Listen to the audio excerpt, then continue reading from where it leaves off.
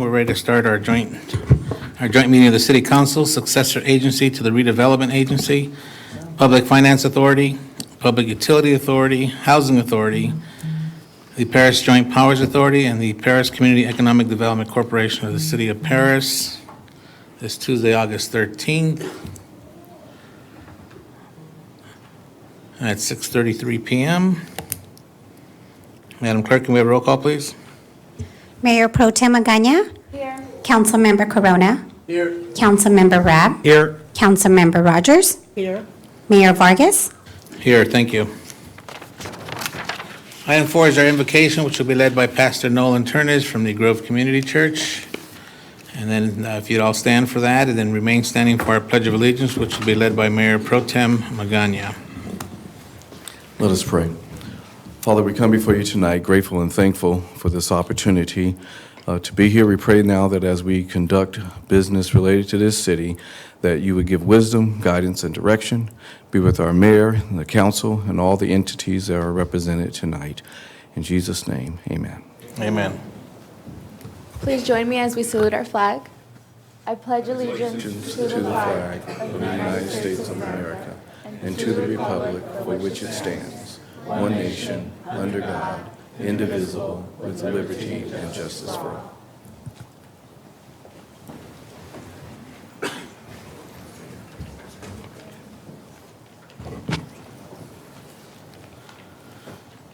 Thank you. Item 5 is our report on closed session. Mr. Dunn? Thank you, Mayor. The council was updated and gave direction on the 2 items noted on the agenda, but no reportable action was taken tonight. Thank you. Item 6 is our presentations and announcements. 6A is a presentation regarding the homeless programs, which will be introduced by myself.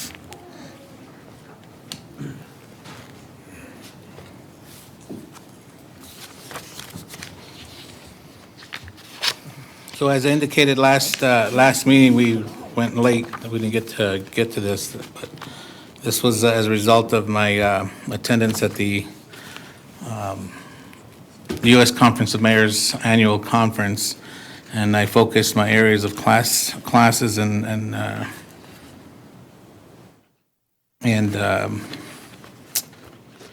programs and what have you that they had throughout the conference on homeless issues, since this is a big topic here in Perris, economic development, and a few other things. And one particular city that really struck me big was what was going on in Hawaii, actually in the island of Oahu and the city of Honolulu. Got that right. Got it right. All right, so go ahead, next slide, please. So what they did in Honolulu is, first of all, Hawaii has over 2,000, I gotta scratch that. The island of Oahu has over 2,000 homeless people, so it's a significant amount of folks, and people like to go and hang out, in particular at the Honolulu. So, and they have 7 different wards, 7 different city districts. So this one councilman in his area found a piece of land that was owned by the government. The government sold it back to the city for $1, and then they turned around and sold it to this. They did what's called the 3 Ps, public-private partnerships. So they got involved with private sector businesses, and this one gentleman just took the lead, and they are building a community of homes, these prefabricated homes, and these particular homes happen to be what was shipped and built over when they had the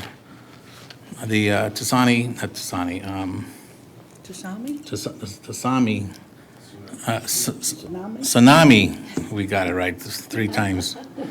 During the tsunami, these particular buildings that you see now were shipped over there and put together to rebuild their communities. And as they've been rebuilt, I guess they've been dispersed to wherever and whoever needs them or wants to buy them. And this private person ended up buying a lot of these and bringing them back to Honolulu. Next slide. So it's just more pictures. You can see everything's totally solar energy on top of the roofs. Next slide. Keep going. Just different angles. Next slide. So this is the community center. So inside this village, the whole project, and you'll see a map in a little bit, is 144 homes, and it's either one bedrooms or two bedrooms. And they also have a community center. This is a smaller scale, but they're only on phase one of phase 2 or 3 phases. So at the completion, they will have a much larger scale community center. Next slide. So there's your map there. So phase 1 is, if you can see up there in the middle, in the very top, 30 units it looks like. And by the time they're all done, they will have 144 homes, and they will have a playground area. They're going to have a community center.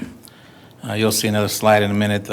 They have a security office, which is also security/police substation. So police officers are always there on site too.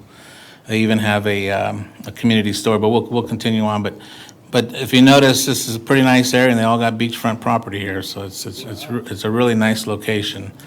This first phase was approximately $14 million, but that's only because there were several miles of infrastructure to get the water and sewer to them. So from that point on, it would be a lot more cheaper. Next slide. So this is the local mini mart, if you will, that they have on site. Next slide. And there's just a glance of what they have inside. And the employees here are people that live inside the village. Yes, and they work at their store where they live. And that's the councilman there in the green and black Hawaiian shirt. Next slide. Just some more pictures of the different angles. Next one. Next. So this is their security office, AKA their police substation. Next. That's phase 2 that's going on. They're putting on their foundation. Next. Just another angle. Next. There's the beach, or the water. Nice view for the next. Phase 2 is going to have a really nice view. Next. So now we're going to go inside the actual units. So there's obviously the kitchen. Next. That's the kitchen area, or seating area, dining area. Next. Well, restroom. Next. So they got ceiling fans, and for some reason I didn't get a clear answer as to why, but they even had a donor to donate air conditionings in every unit, and I don't know who got in the way of that, and they killed that part of the project, and it's very, very humid, I understand, out there. So that to lose that is too bad, because I'll talk about it in a minute, but this project is completely off the grid. It is totally solar energy. They do not connect at all to their local utility. Next slide. Just an angle of the bedroom, I think. Next. Another bedroom. Next. Next. So this is another phase, kind of different style and colors. Next. Keep going. So this is a daycare center that they have on the facility as well. So the cool thing about this, so this is not, it's not a freebie. It's $900 a month, but the $900 includes your rent, your utilities, your Wi-Fi connection, and daycare facilities. You don't pay for daycare. And the caveat is that if it's a partner team, husband and wife or partners, one of you have to work. If it's a single parent, then the single parent has to work. But they provide the work for you. This is an area of the light industrial industry in this part of the town, and further, I don't know which direction, south or north. It's the local hospitality industry because of all the hotels and stuff. So they find you work. So work is not an issue. But so for $900, you get a 2-bedroom facility with all the utilities paid, internet, daycare. So, and they're going to put a U.S. Postal Office, a mini hub there, hopefully employed by the people that live there as well. Next slide. It's just sheds in the daycare center. Next. Just another angle of the daycare center. Next. Next slide.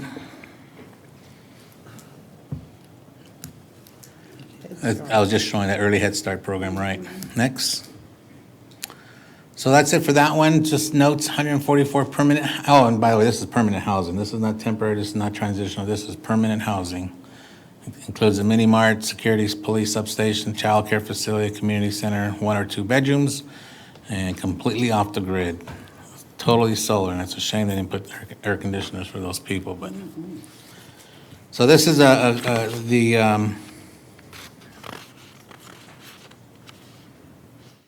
forget the name of the town there, but anyway, it's just the village. I can't remember the name of the actual village, but.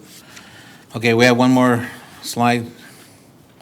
Now, this is their, what's coming up now is going to be called their rest stop. And this is similar to what you had experienced over in Pomona, Councilman Corona. So this was very unique and it really caught my eye because this is something that I think hits the target right on, hits the bullseye right on the, hits the target right on the bullseye. Next slide. So what they're doing here in this particular project is a 4-story building that the city bought. And phase 1 is what you're seeing now, which is the first floor, and this is their rest stop, which is where there are showers, restrooms, lockers you can see on the right. Next slide. So on the left to this room is cages where the homeless folks can store their market baskets or whatever they have while they're there using the facilities. The first 2 are kennels. A lot of homeless people do have animals with them, so they're able to secure their pets. Next slide. That's just a closer up on the cages. Next slide. So there's additional lockers in case the cages are all full. Next. They have a charging station for their cellular phones and whatever other devices they may have. Next. Free access to laundry, to wash machines and dryers. Next. To the left, where you see the laptops, they have workstations where these folks can get on there and work on their resumes, check their emails, whatever. And then in the middle is just a hangout area just to stay cool instead of being out in the heat. Next slide. That particular cage is a debugger, if you will. They can put their personal backpacks or sleeping bags, what have you, and it's controlled by a heating device, and it kills the bugs, so they can eliminate any kind of for bed bugs and what have you. Yes. Next slide. And that's postal office boxes that they can have access to. Next. And now this is coming into the shower and restroom facilities. Behind each one of those doors, and you'll see a closer up picture, will be a sink, a toilet, and a shower. Next slide. There you go. Next slide. Just a security camera. They're showing every part there. Next. Next slide. And that's it. So again, this is a 4-story building. This is only phase 1. Phase 2, the second floor, they're calling it their mezzanine, is going to be a clinic. And it's a hygiene center. Wait a minute. Mezzanine supports all operations of health services clinic that will provide organized non-emergency services to persons in the special needs group who are ambulatory and do not require hospitalization, and will at all times operate in compliance with the state of Department of Health regulations and what have you. So that'll be basically a clinic on the second floor. The third floor would be a transitional housing, and then the fourth floor would be permanent housing. So just a concept. I'm not saying we need to build a 4-story building here, but this is just some more information to give our homeless ad hoc committee. So from this day forward, you will have access to both these slides so you can show the rest of your group. And it's just food for thought. I mean, I know we're trying to figure out what do we do, what can we do, and when I saw this, I said, this is really exciting, and I had to bring it back to council so that everybody can see it. That concludes that presentation. If there's any questions or comments from the council. Okay, we're going to move on to presentation B, which is the certificates to P-Town Boxing for team championships. And then we'll hang down there for Perris, our Miss Perris Valley introduction. You guys want to come down?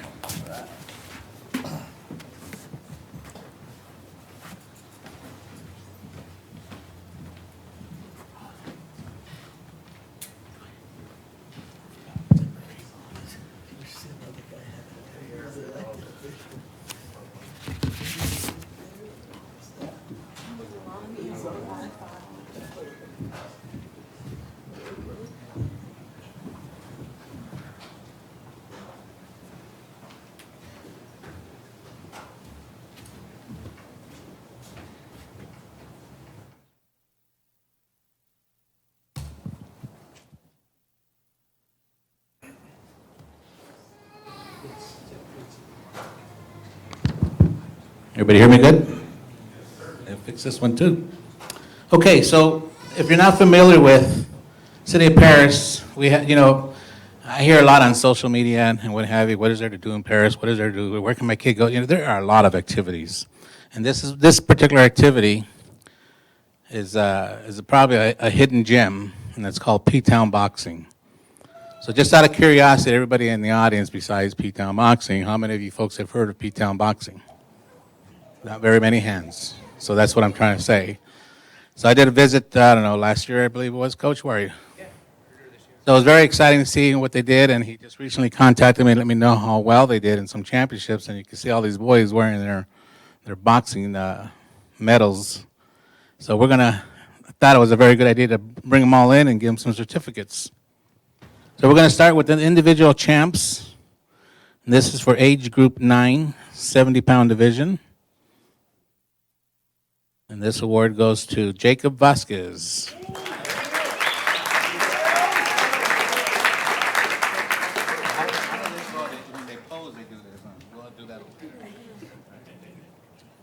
Do an individual or wait for the group? We could do the group. Okay.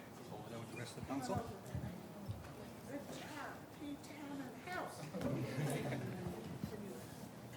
This is for 10-year-olds, 75-pound division. This one goes to Arnold Crawford.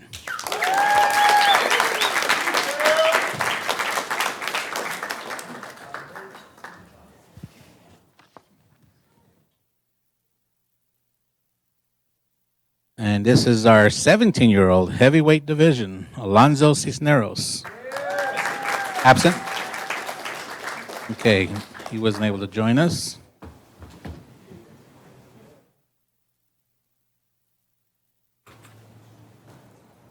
'24, yeah, Coach, I didn't know you went to 24. Oh man, 99. 24-year-old, 145 pounds. I remember those numbers. William King.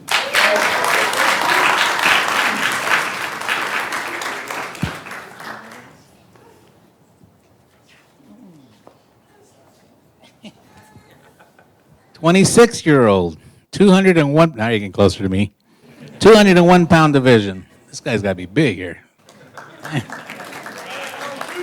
This is Martin Perez. Stand up when I talk to you.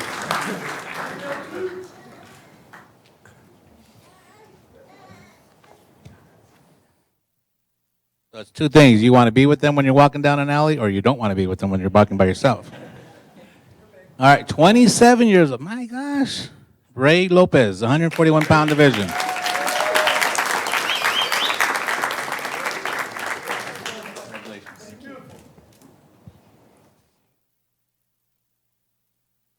Okay, now we're going to go to our participants, the rest of our boxers who participated.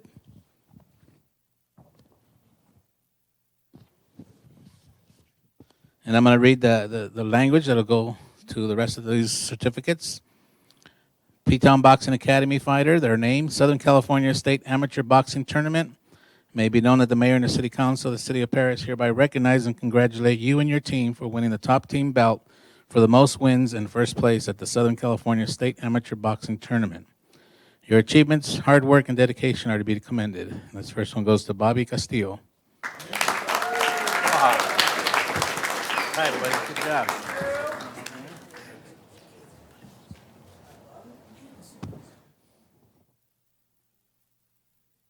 Next one is Arturo Tellez.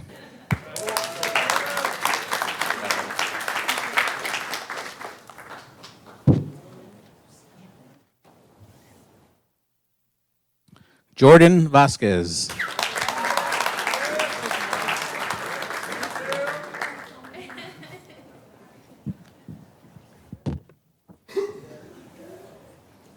Arturo Ramos.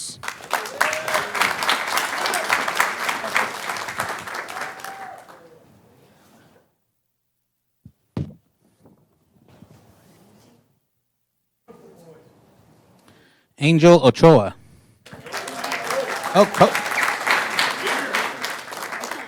So this is Coach Angel Ochoa. May it be known that the mayor and the city council of the city of Perris hereby recognize and congratulate you and your team on winning 6 individual belts and a top team belt for the most wins at first place at the Southern California State Amateur Boxing Tournaments. Your achievements, hard work, and dedication are to be commended.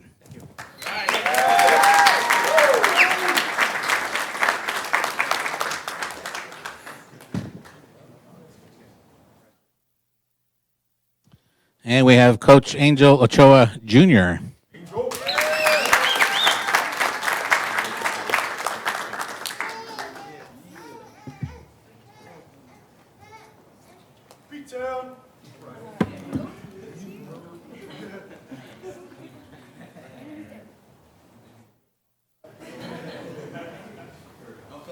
Come on up, parents. Want to take pictures? $5 a shot.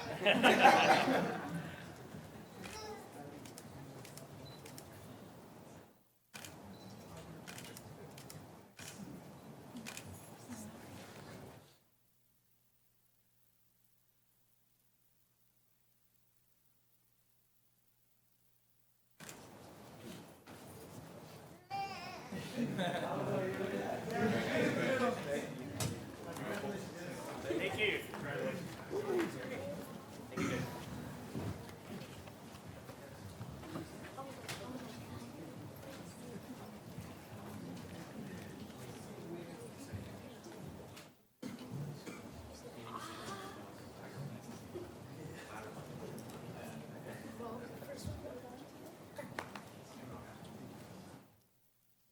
Okay. I didn't bring my, what number is this for the Queen?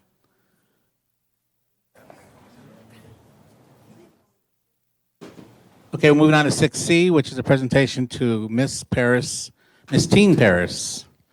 And that is Miss Perris Valley, pardon me. That's Alize Vega. Come on up.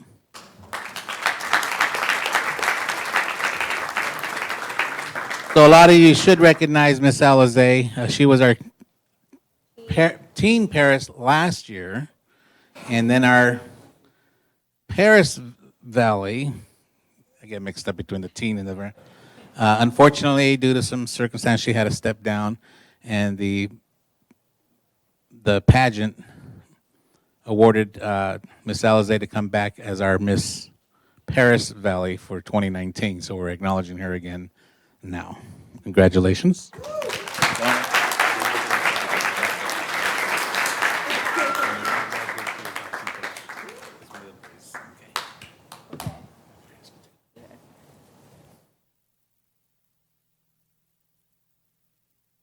All right. Here we go. On three. 1, 2, 3. Go.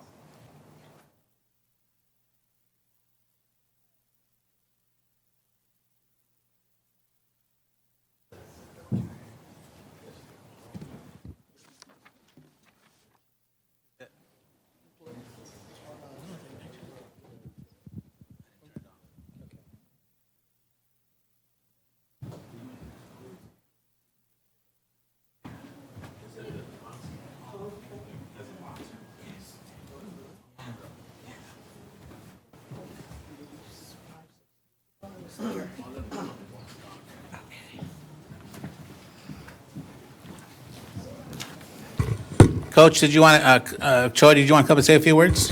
No, I just want to thank you guys for. Well, you can come up there right to the microphone and give us a thank you. Give us a shout out. Put him on the spot. I just want to thank you, Mayor, for having us down here. These guys really appreciate it. They worked very hard all year for it, and we represent the city of Perris. And you- Appreciate it. Thank you.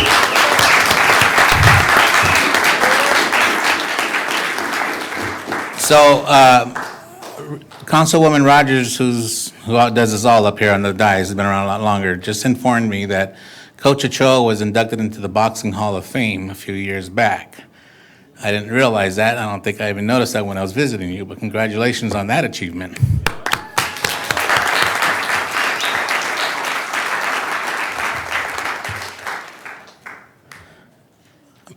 Queen Alize Vega, did you want to come up and say a few words? Put you on the spot.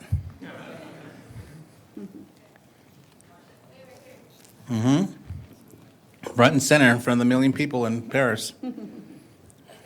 You're on TV, you're on cable, internet, Facebook. live. No stress, in other words. Okay, but what do I say? Thank you for this opportunity, what you're going to be Okay. doing. Okay, well, my name is Alize Vega. I am your Miss Perris Valley of 2019, and I want to thank you for this opportunity, and I can't wait for this upcoming events. Great. What school do you go to? Paris High. What grade are you in? I am a senior. I got all these alumni up here from Perris High School. All right, congratulations, thank you, and welcome back again. Thank you.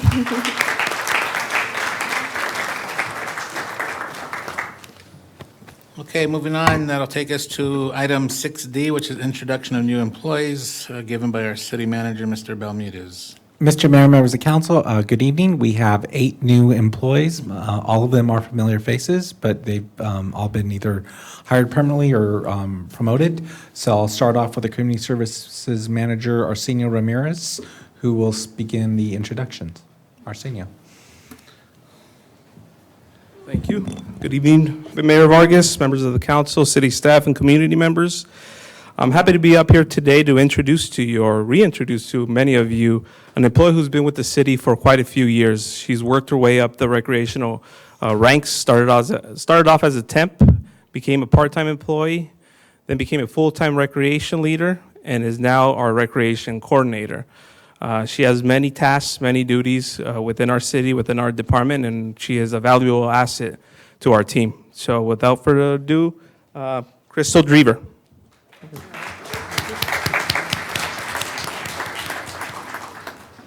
Thank you, Honorable Mayor and City Council members. I just want to thank you guys for this opportunity to grow as a coordinator with the Community Services Department, and I can't wait to see you guys all at our upcoming events that we have prepared for the community. Thank you.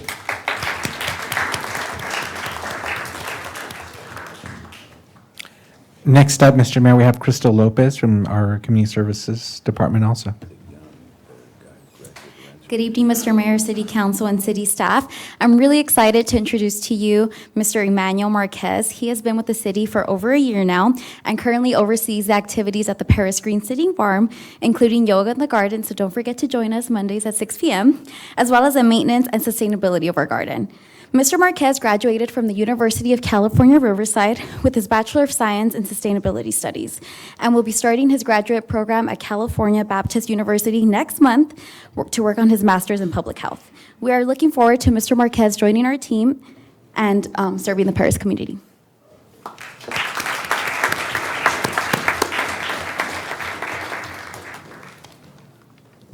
Good evening, Honorable Mayor, members of City Council, and City staff. I just want to thank you for this opportunity to serve the City of Perris and for allowing me to grow my career professionally.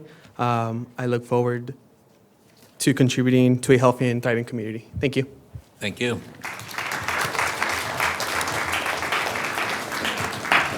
Director Chavez will now introduce the next person.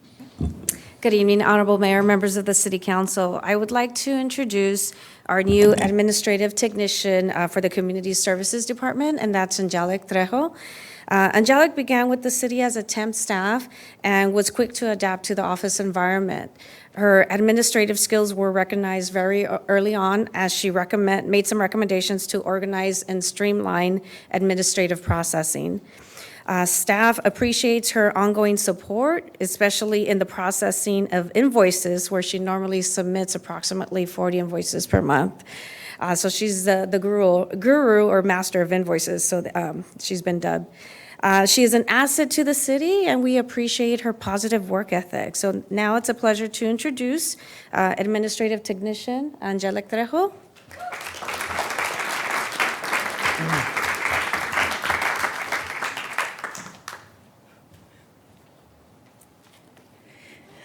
Good evening, my honorable mayor and members of council. I would like to thank you for this new opportunity to serve and to represent the city. I will work hard and be dedicated in my new role supporting the Community Service Department. Please accept my sincere appreciation for this opportunity. I look forward to serving our community and growing professionally with the city of Perris. Thank you. Thank you. Our Human Resources Senior Management Analyst, Michelle Clay, will introduce the next two individuals. Good evening, Honorable Mayor and City Council. My name is Michelle Clay. I'm the Principal Management Analyst with the Human Resources Division. It is my pleasure to introduce the city's Human Resources Technician, Ms. Zaira Cardona. Ms. Cardona holds a Bachelor of Arts in Administration from California State University, San Bernardino. Ms. Cardona recently held the position of Administrative Technician and has been supporting the HR Division for the past year. Please join me in congratulating Zaira.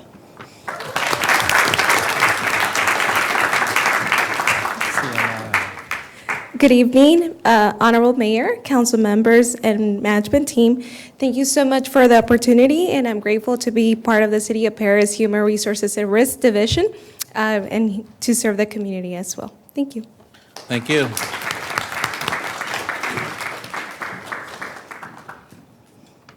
Next slide, please. Next, I'm pleased to introduce the city's Human Resources Technician, Ms. Ruchira Tejpal. Ms. Tejpal holds a Master's of Commerce from the University of Mumbai, India. Ms. Tejpal has been providing temporary human resources technician support for the HR division for the past 11 months. Please join me in welcoming Ruchira.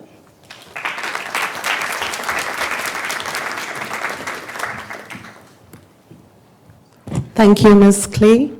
Good evening, Mayor Vargas, elected city officials, and city leadership. The past year working with the City of Perris has been a professionally enriching and wonderful experience, and I'm truly honored and excited now officially being on board and part of Team Perris. I look forward to furthering my professional career with the city. Thank you so much. Thank you.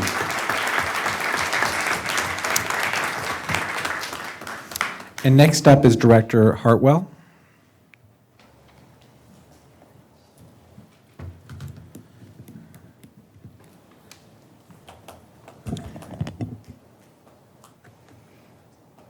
Good evening, Honorable Mayor and Council. It's my pleasure to introduce you to Ms. Maria Adiguin. Now, Ms. Maria Adiguin is new as an employee, but she started with us about 4 years ago. It was an interesting thing. When she started with us, we were trying to get money back from the state on underground storage tanks, and she meticulously went through the process of awarding and getting back over $200,000 back from the state. So at that point, it kind of made it worth my while and everybody's effort to keep her on board. So we're happy to have her. And so let me just introduce you a little bit about her. She is now working as for the City of Perris. She's in our environmental department. She's doing stormwater as well. She's married. She loves taking walks with her dog, Buddy. She has a bachelor's degree in engineering with an emphasis on water conservation and water pollution from UCR. So it's my pleasure to introduce you to Ms. Maria Adiguin, who's our NPDS coordinator.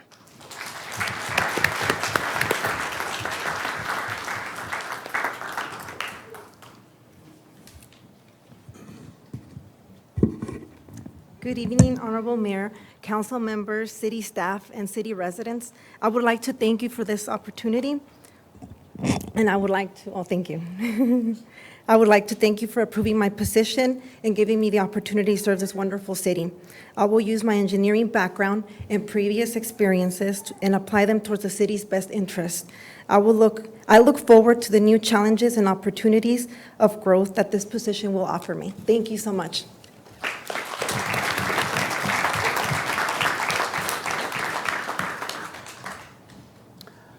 Next, I'd like to introduce you to Mr. Joseph Rivera. Mr. Rivera came to us a while back ago. He's been with the city about 2 years now. Mr. Rivera is a hardworking individual. So he came to us under a maintenance worker umbrella. He recently got a promotion. He's now our special district's maintenance coordinator, inspector. So he has a lot of knowledge to keep parks green, keep our landscape areas green. A little bit about Mr. Rivera is that He has 2 kids that he loves spending time with. He's married. He did live here in Perris at one time, but moved to Moreno Valley, so got a little chink in his armor. His goal is to invest and retire early, if you can believe that. Oh, yeah. Mr. Rivera loves football and baseball, and that he's actually in the scholars program trying to get his bachelor's degree. He doesn't tell himself that he's going to get a master's degree, but he never thought he'd be getting his bachelor's degree either. So there are big things coming out of Mr. Rivera, and we look forward to that. So it's my pleasure to introduce you to Mr. Joseph Rivera, Landscape Maintenance District Inspector for the City of Perris.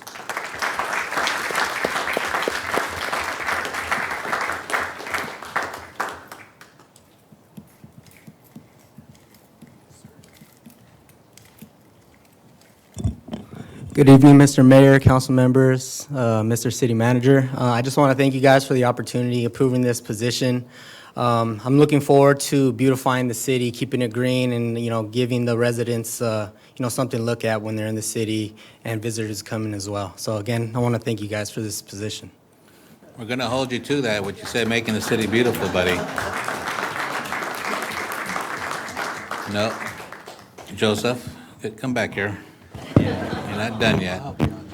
So, seriously, that is, what you just said, perked up a lot of ears over here on the dais. Yes. We have been pushing to strive to beautify our city. Paris is a beautiful city to work.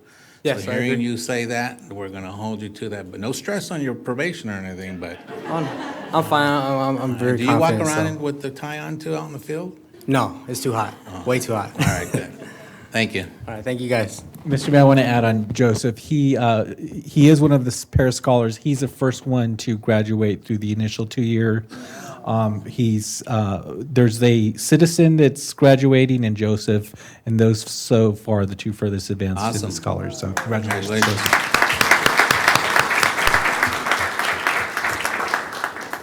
And finally, wrapping up today's presentation is our Code Enforcement Supervisor, Robert Trejo. Thank you, sir. Good evening, Mr. Mayor and members of council and city staff. It is my pleasure to introduce to you tonight Ms. Kimberly Esteva.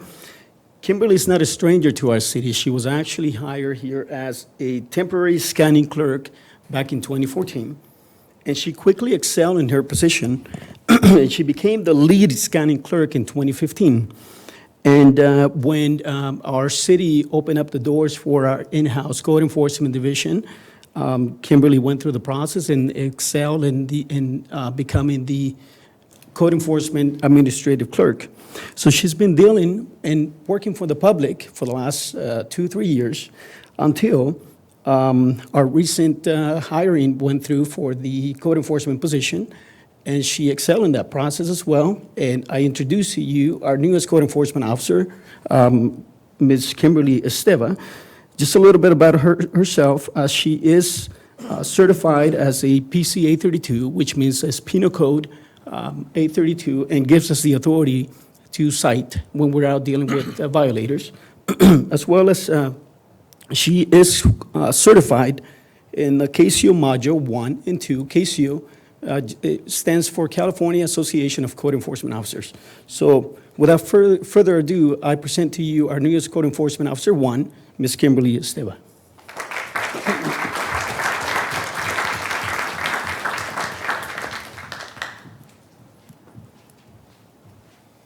Good evening, Mr. Mayor, council members, and city staff. I just want to thank you again for the opportunity for serving the city and helping the community and helping me grow as a person and my profession as a code enforcement officer. Thank you.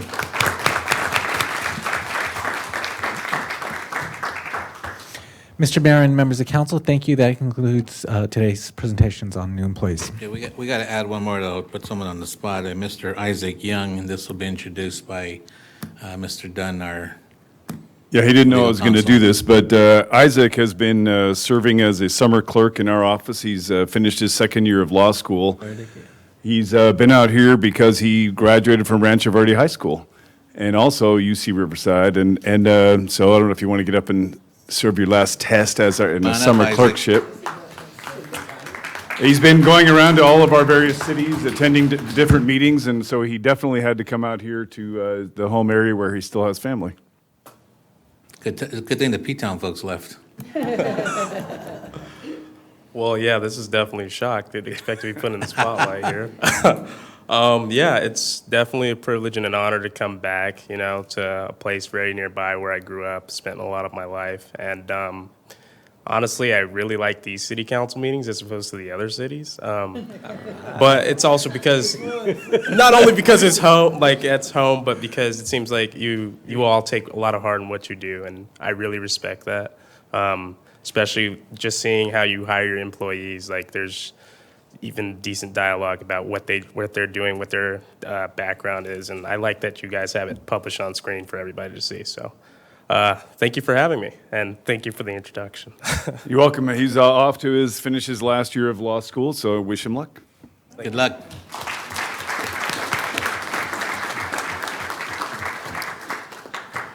Council, anybody have comments before we move on? Well, I'd like to see, was it Maria Areguin? You're the one that found $200,000? You need to come to the office of the mayor and find us some more money.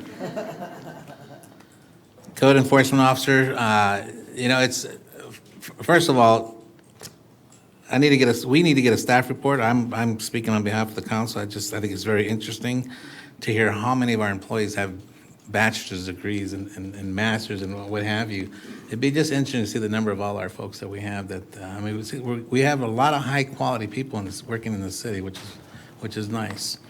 So we can get an update on that, it'd be nice.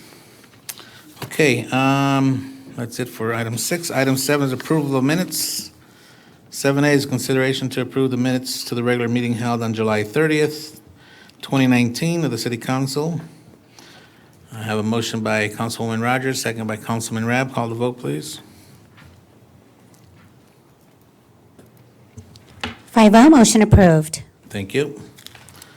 Item 8 is our consent calendar. Consent calendar items are normally enacted in one motion. The mayor or city council may remove a consent calendar item for a separate action. Public comment will be open and limited to 3 minutes. And before we get get a motion, I'm going to be pulling item G at the request of the developer. They're still working on some issues, so G is going to be pulled. Does anybody else have anything they want to pull? Okay, so if I can get a motion with everything except G. I have a motion by Councilman Corona, second by Mayor Pro Tem Magana. Call the vote.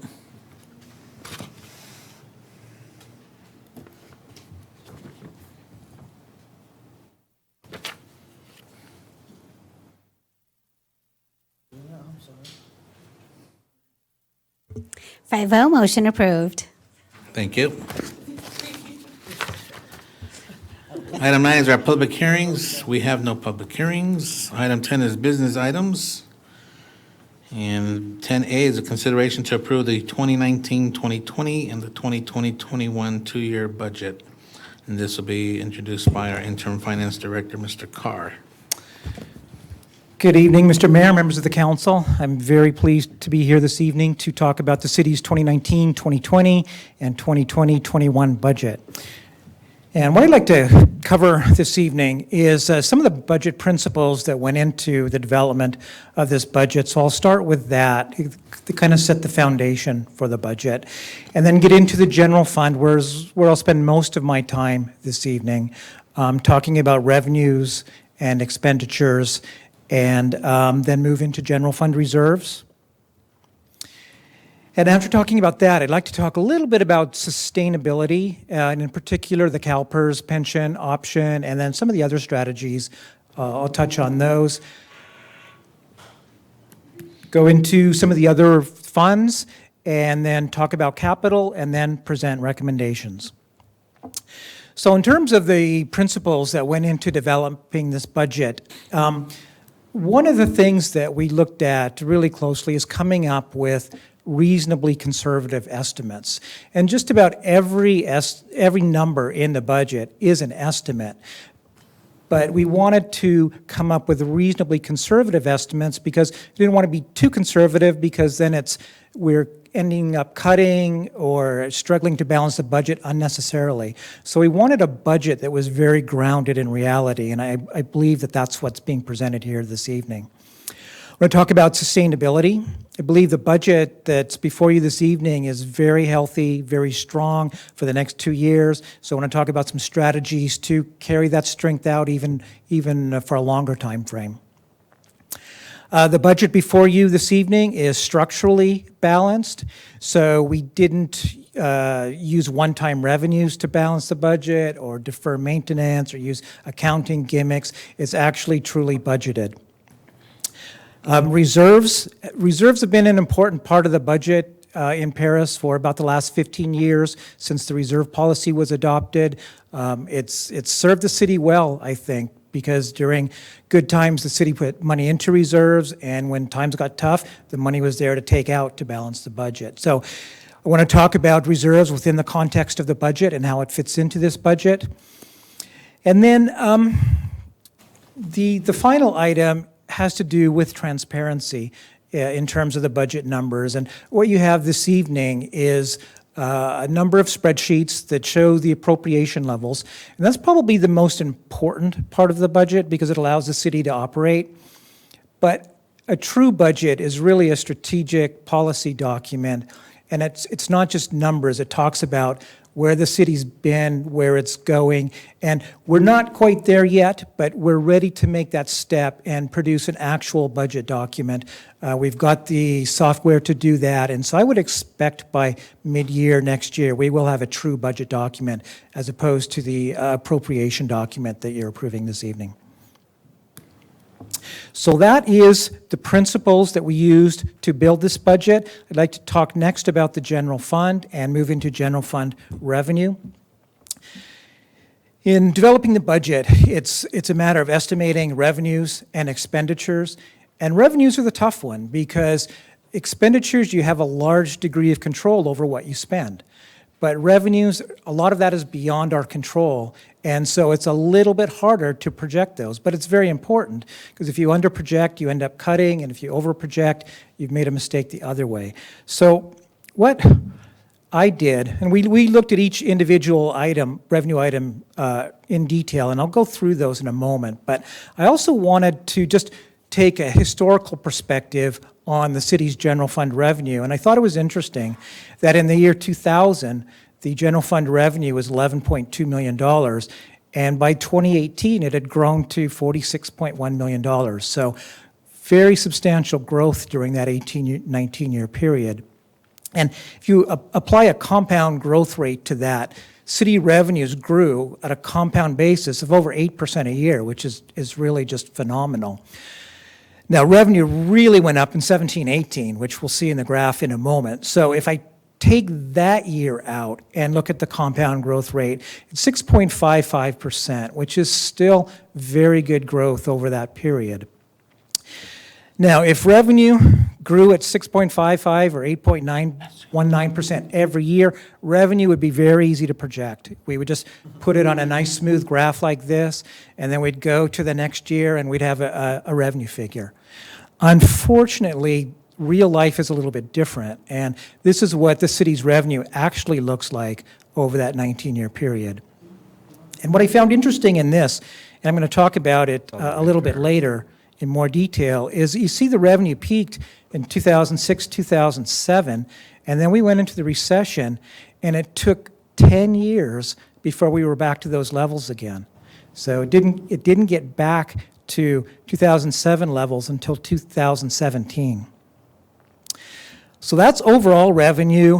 When we look at the individual, we came up with a number of increases for revenue, and when we added them all up, the overall projection increase was 6.81%. So I feel very comfortable with that number because it's right in line with history.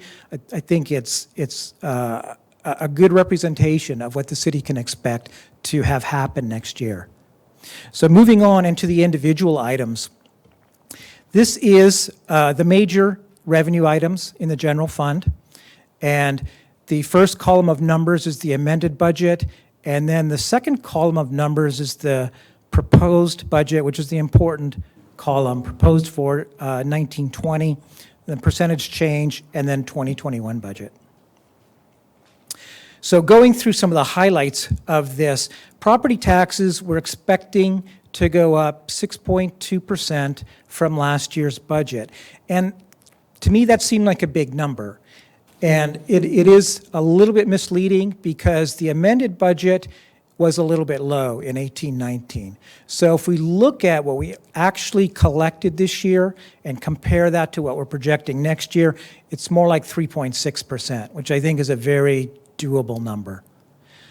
Property tax in lieu of VLF, projecting 8%, and that's just based on history. That's what we've done over the years, so I also think that that's an accurate number. Sales and use tax. You can see that sales tax is almost half of the city's general fund budget now. And we actually do have a sales tax consultant, HDL, who looks at each business's sales tax, and they actually did the analysis on this and provided this number. So they are projecting a 3.7% increase. So we've come back down to earth a little bit from what happened the year before, which the sales tax just went through the roof. 3.7, I think, again, is a reasonably conservative, very doable number. The one decrease in the general fund revenue is construction permits. We're expecting construction to slow down a little bit and projecting a decrease of about 3.5% next year. It's the only decrease in the general fund that we're projecting. And then the last item that I'd like to talk about is interest revenue, because you'll see that that's gone up quite a bit. And at the last budget, or at the last city council meeting, the city council approved the investment policy. There were no changes in the investment policy, so we're not changing how we invest, we're changing the timing of our investment. So rather than having money sit in the bank when we can invest it in agencies and treasuries and the investment fund, we've been doing that. And you approved the quarterly investment report this evening. You see the results. We're actually making a lot more money. So I think that $1 million will probably even do better than that. So it's a pretty substantial increase. So that leads us back down to the overall increase in the revenue of 6.8%. And if we look at next year it's a little bit harder to project because we're a year out, so we don't spend as much time analyzing it. Essentially, these numbers are placeholders in the two-year budget, and I would expect the next finance director to come in and by mid-year budget to have revised numbers, a new forecast, and then in next June, they should be doing an update to the budget. So those numbers will be refined over time as the picture becomes more clear in terms of revenue. So that's the general fund revenue. I think it's as I said, reasonably conservative and very doable. I'd like to talk next about general fund expenditures and the personnel increases. The next two slides were part of the agenda packet, so I won't go through each individual personnel addition or change. At this point, department heads are here. If the City Council has any questions during the budget presentation or afterwards, we're here to answer questions on any personnel issues. Along with personnel salaries, there are benefits, and the major benefit increases that we see for next year. Pensions going up $282,000, health care $250,000, and then retiree health care $46,000. So those are the major ones. So in addition to personnel, there are services and supplies, and the next few slides show on a department basis any increase over $10,000. So again, this was in the agenda packet. I won't go through these individually, but if there are any questions, we're here to answer them.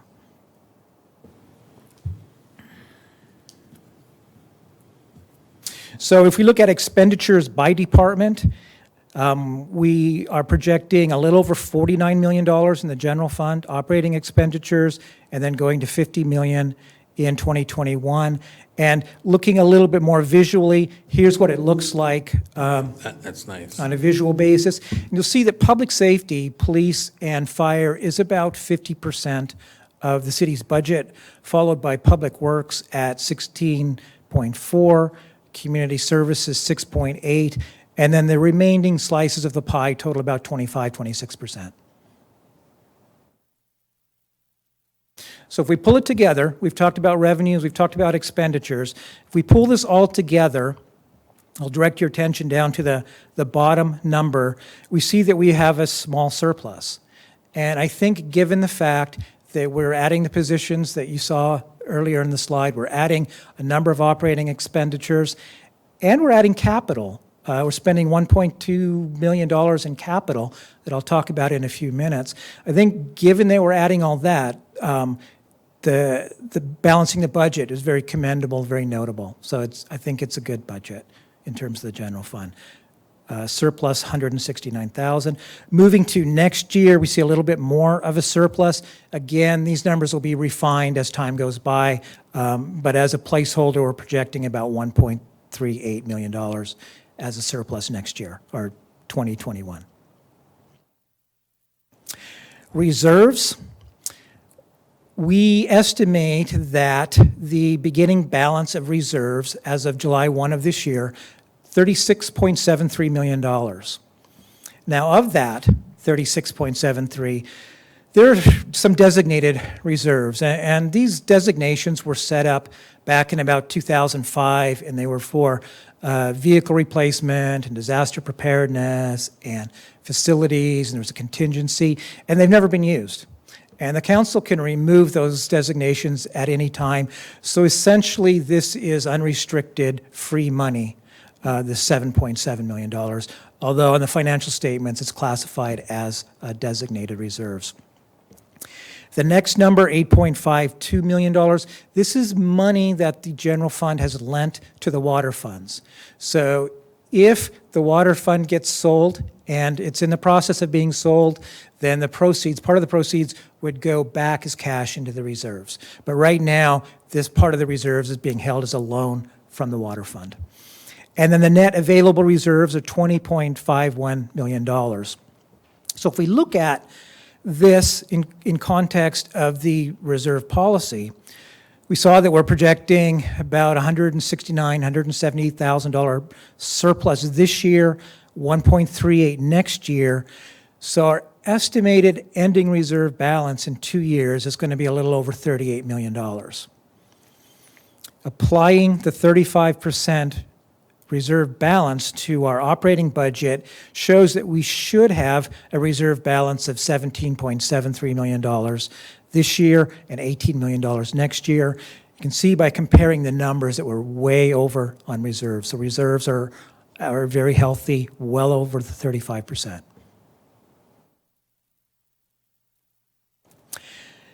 The next thing is I want to talk about some sustainability strategies, and I want to go back, and as I mentioned before, the sustainability is keeping the health that we see in today's budget and extending that out many, many years. And so to do that, I want to go back again and look at the history of the city's finances. And what I did was I plotted numbers back from 2000, the revenue and expenditures of the city over the last 18 years. So the black line is the revenues, and the red line is the expenditures. And you can see during the housing boom of the early 2000s, there's a pretty good gap between revenues and expenditures. And those years, the city was putting money into reserves. And then in 2007, the housing market crashed, the Great Recession started, and the finances of the city flipped upside down, and expenditures were greater than revenues. And you can see the shaded area, we were running a deficit for a few years. And this time period isn't very much in this overall scheme of things, but it was a very painful time in the history of the city because in an attempt to balance the budget, the city went through layoffs and furloughs and salary freezes and expenditure cuts. And you can see that even doing all that, that red line didn't come down that much. So even though the city went through a lot of pain, it wasn't really effective in reducing expenditures a whole lot. As I mentioned earlier, the revenue peaked in 2006, 2007, and it took 10 years before the revenue took off last year. And we actually exceeded what we brought in 2006, 2007. So when I talk about sustainability, I'm talking about the upswing that we see in that black line in 2018, to me, looks a lot like the black line that was in 2004, 2005, 2006. And hopefully the revenue will just keep going up, but there's no guarantee to that. In fact, there are threats out there to the city's revenue. There's a trade war and tariffs going on, and the city is very dependent upon imports coming in to the city, into the logistics centers. There's legislation being discussed, and we know that whenever there's a recession, one of the first areas that the state goes to is local government, and they take local government revenue. So that's a threat that's out there.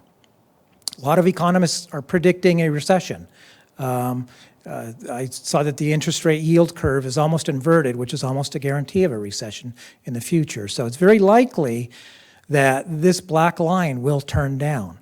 And so when I talk about sustainability, it's shifting that red line down overall across the entire scale, rather than trying to balance the budget through the cuts and the furloughs, because that's a really painful way to balance the budget. It's temporary, and as we can see, it's not that effective. So when I talk about sustainability, it's moving that red line down and then down again, all through every year, so that when that black line turns down, if it does, we've got a nice gap and the city stays healthy no matter what the economy does. To do that, I think one of the best ways right now is to manage the city's pension debt. And we had the actuary come in last meeting and present a PowerPoint, and I'm going to bring back a couple of the slides just to highlight some of the main points. But right now, the city's unfunded liability is $13.5 million. The payment on the unfunded liability last year was $600,000. By 29-30, it's going to go to over $2 million. So there's going to be an increase in pension payments of 340% in the next 10 years. So Bartel and Associates was brought in to do a study of the feasibility of paying off the unfunded liability. There was a study presented to the Ways and Means Committee on June 27th, and then a summary was presented to the City Council last meeting. So I want to go through a couple of the slides that she presented last meeting. This is the overall pension contribution that the city's facing right through the year 2049-50. And you can see that in the next 15 years or so, it's just going to go up and up and up, and then it starts to come down. So by 2049, 2050, it's back down to where it is today. So this graph shows the normal cost, which is the kind of purple-blue line. This is the cost of just having employees. So we would always have to pay this. As long as we have employees, we're going to have a pension cost. The red line is the unfunded liability. So this is essentially a loan from CalPERS that the city is paying 7% interest on. So these two lines combined give us the total of the city's pension payments, and as I've shown before, they're just going straight up. So by paying off the unfunded liability, we essentially get rid of that red line, and our pension payments look like that instead of the previous graph. And you can see that if we're just paying the normal cost, it's very manageable over the next many, many years. Just going back to this slide, the red line right now is being paid to CalPERS. If the city pays off the pension unfunded liability, this red line becomes cash flow to the city. So that's the real benefit of paying off the unfunded liability. This is another slide that the actuary showed last meeting, and there are no guarantees, but over a 30-year period, the probability of success of paying off the unfunded liability is 93%. And the important thing, and I don't think she covered this at the meeting last time, but the downside is really small. So you can see the 5th percentile, if it does lose money, it's not going to lose a lot of money. On this graph, it looks like maybe a few $100,000. So that's worst case scenario. So doing this is not an all or nothing or double or nothing type of proposition. This is for miscellaneous employees, which are all the city's current employees. The unfunded liability for the safety. When the city had a police department many, many years ago, the likelihood of success is even greater. It's 98% that this will be successful after 30 years. And you can see that the downside doesn't even make the chart.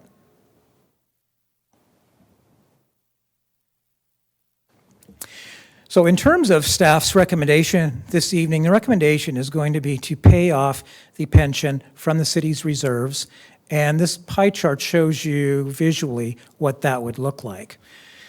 The orange slice of the pie is what it would take to pay off the city's reserves, or the city's pension liability, $13.5 million. The 17.73, that's the figure that we saw earlier. That's the 35% policy level that the city is required to maintain in reserves.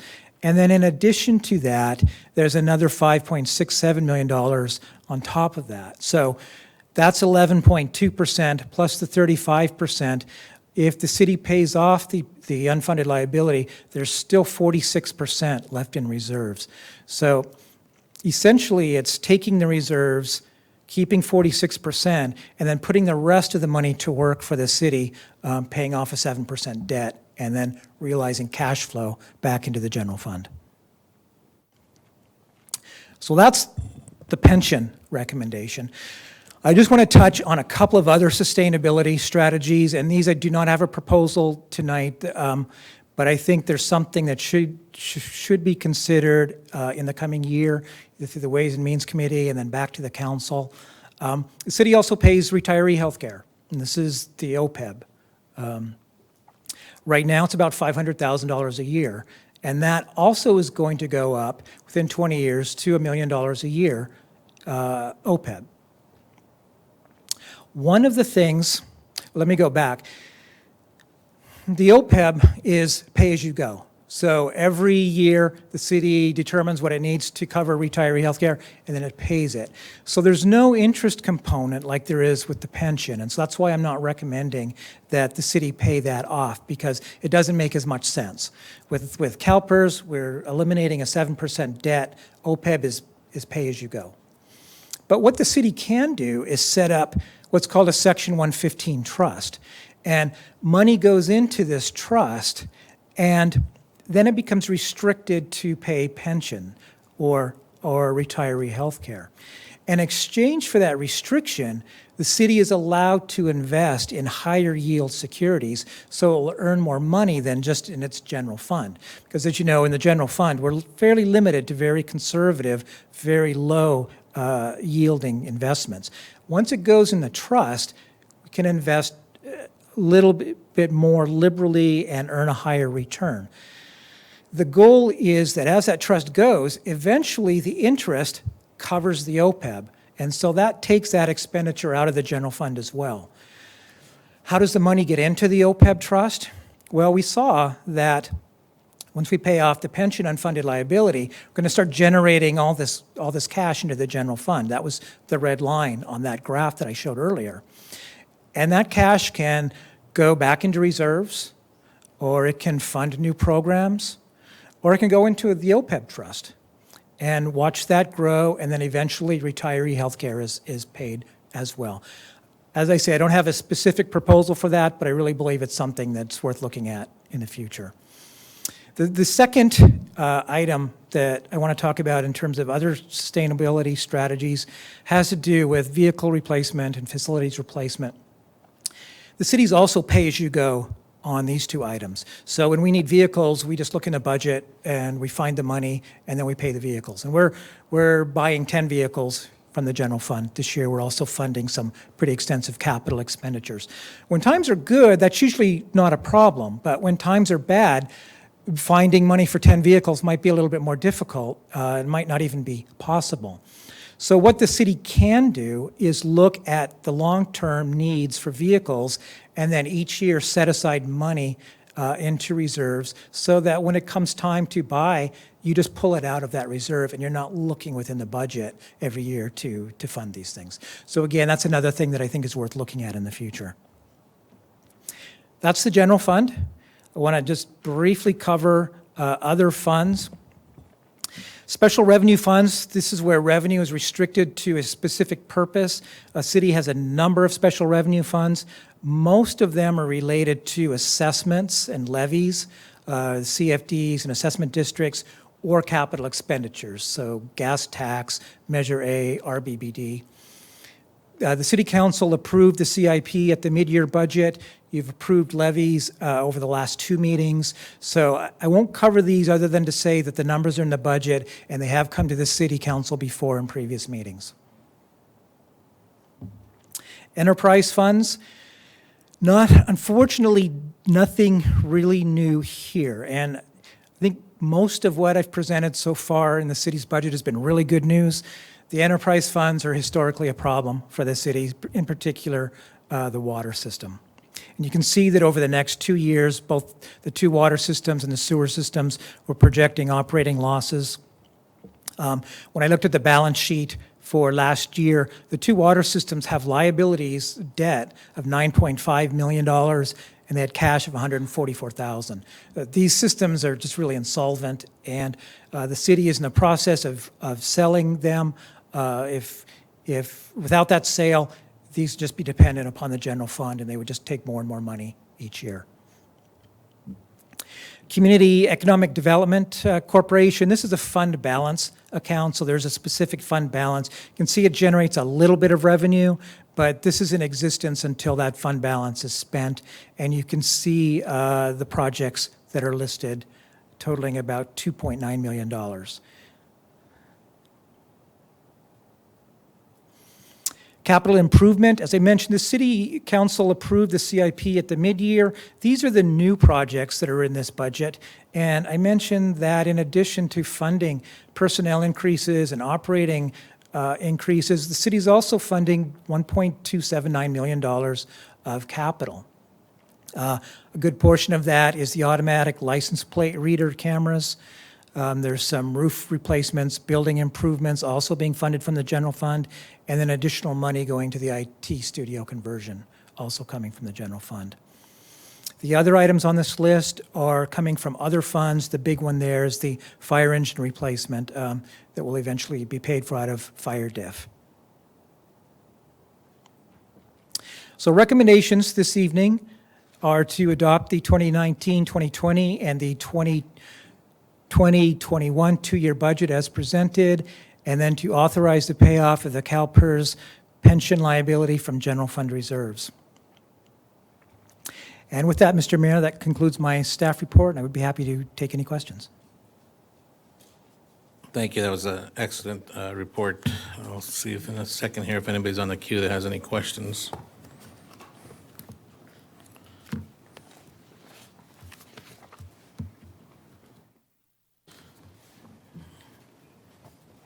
Seeing nobody in the queue, I'll entertain a motion to approve.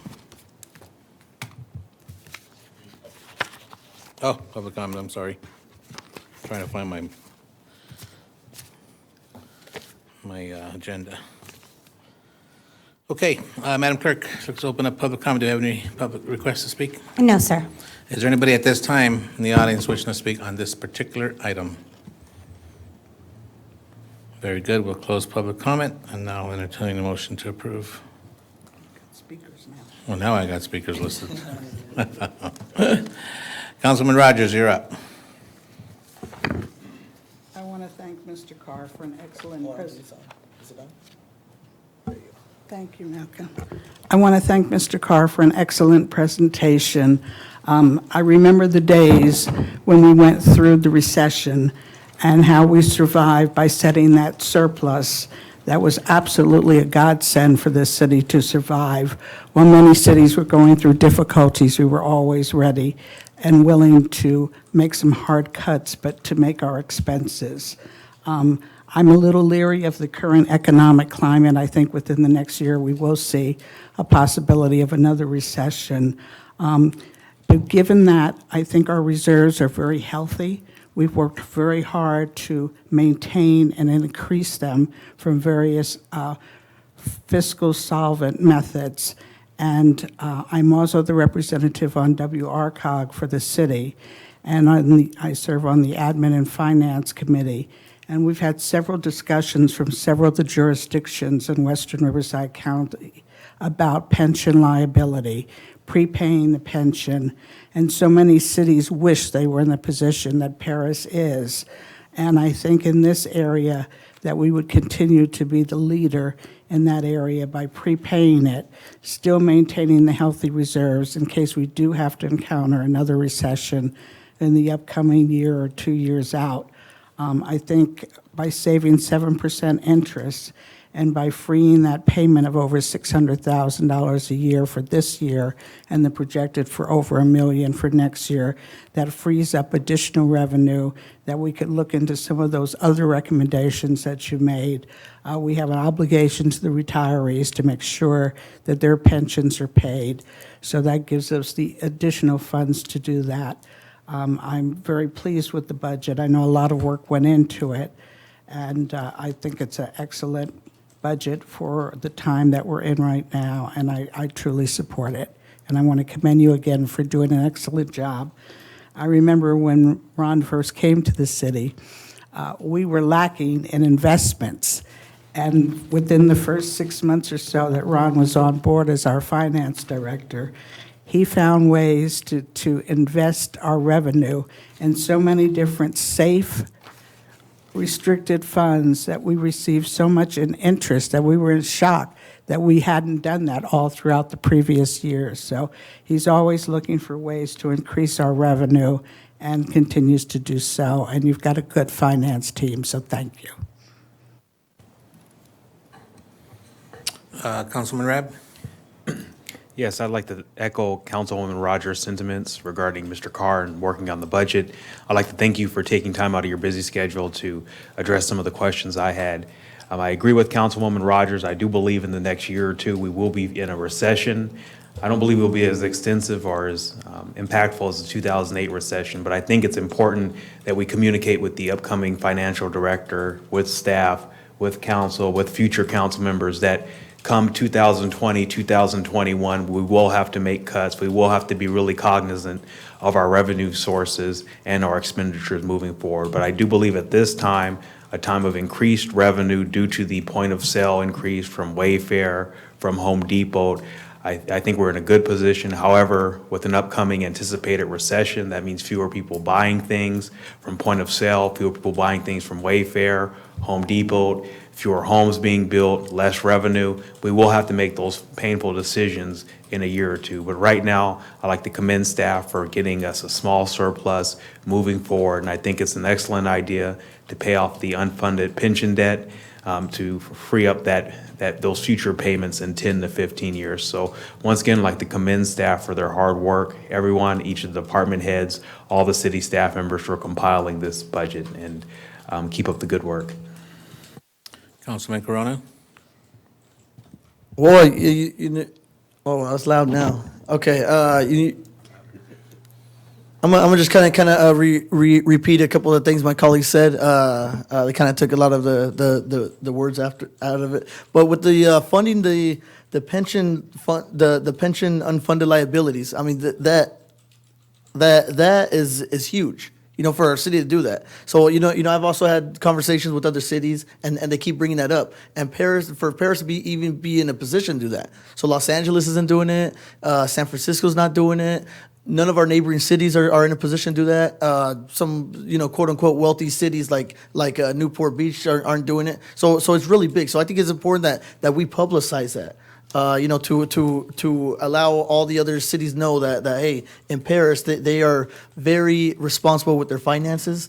At the same time too, I think going forward as our reserves are very healthy, it's important that we really are careful where we spend our money. It's important to invest in our community, and and so in the last few years, we've definitely done a lot of programming. Brought the pool back, the swimming at the high school back, and some future programming. But I do want to commend Mr. Carr and your staff for putting a wonderful agenda that is very clear to understand, and you all answered whatever questions we had.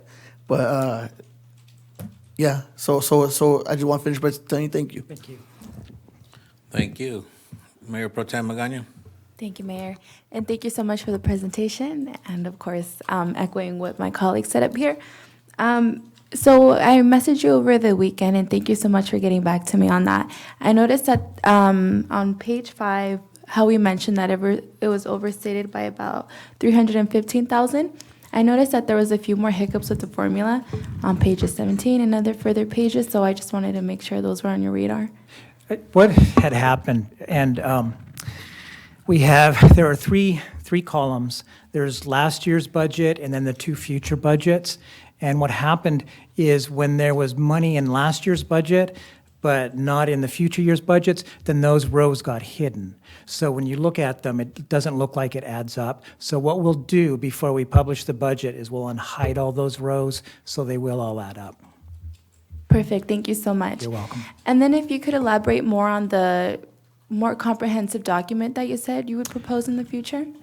I believe that a budget should be more than just a series of numbers, and that's what we have this evening, and that's all we had time to do. But it should be a strategic document and talk about what the city's goals and objectives are, and so it's a document you should be able to hand to citizens, and they have a good comprehensive view of what's happening with the city, not just what the city is going to spend, but what the city is going to do and what the city has done. And so we do have the software to do that. We will be working on getting this current year's budget into that software. So I'm hoping by mid-year you'll have in your hands an actual budget document, and then we'll be able to put that out on the website as well. Perfect. Thank you so much. And that leads me to another question. For us to have more community engagement, to segue into that and have input in a timely manner while we're composing the budget. During the Ways and Means Committee meeting, you mentioned something about residents being able to comment on the website. Is that something that's still in discussion? I don't know if the current software allows that or not. I can check that, and I can report back to the Ways and Means Committee on allowing that and setting that up. Okay, please, yeah. And then if we could also have other interactive ways where citizens here can propose and share their ideas. And I'm not sure if we have a document that tracks all the progress we're doing in the city as far as how we're spending it, what it looks like. I think that's where the new budget document would come in. So Okay. it's not just how much we spent, but what we spent it on and what's been accomplished. And that will be part of the new budget document. Perfect. I don't know that exists right now. It Okay. doesn't exist in the finance department. Yeah, okay, great. That's more transparency as far as the finances goes. Thank you so much for answering all my questions. Okay, so I'm not going to repeat any questions, but I just have 2 things. And the first one, IT, if you can bring up the slide presentation to the revenue summary page. And while he's looking for that, just to reiterate the one thing that's been said, and that's where you're talking about having this budget document.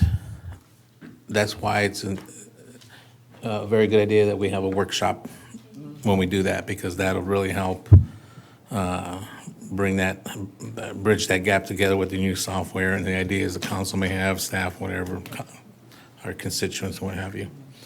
Is he on there yet? Not yet. Amber, did you get that?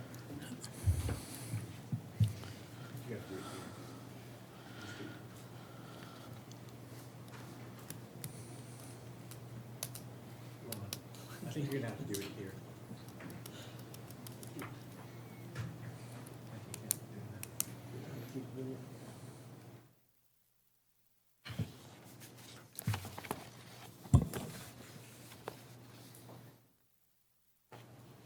It's a real simple question. It's just for clarity for all our viewers. And it's the first 2 items. One says property taxes. The second one says property tax in lieu of VLF. Can you explain to our audience what the difference of? Yes, the property tax is the ad valorem 1% tax that I think probably everybody is aware of. The in lieu of VLF, this goes back to some of the what I'll call accounting gimmicks that the state came up with in the mid-2000s to balance their budget. And what they did was, VLF stands for Vehicle License Fee. And the city used to get a pretty substantial amount of money from the vehicle license fee, and then the state took it. And in exchange for that, they gave us an equal amount of property tax. So rather than getting car registration, we get an additional amount of property tax. So that's where that comes from. Right, and so what's kind of just confusing, and that's why I just want to, in the area of transparency, so the VLF stands for Vehicle License Fee, but yet you go down several lines and you have motor vehicle license fees again. Can you explain that one to our audience? Yes, they left a small remnant. You'll see it's $38,000, so they took almost all of it and left a little bit. So we do get a small amount of vehicle license fee, $38,000. The bulk of it that we used to get is now in the form of additional property tax. Very good, that's all I had, thank you. Great presentation, by the way. Okay. If there are no further questions, I'll entertain a motion to approve. And I have Councilwoman Rogers motioning, second by Councilman Rab. Call the vote, please. 5-0, motion approved. Thank you. Item 11 is our public comment. Public comment, citizen participation. This is the time when any member of the public can bring up any matter to the attention of the mayor and the city council. The Ralph M. Brown Act does apply, and we will offer 3 minutes per speaker. Madam Clerk, do we have any requests to speak? Yes, sir. Bill Lamb? Mr. Lamb, come on down.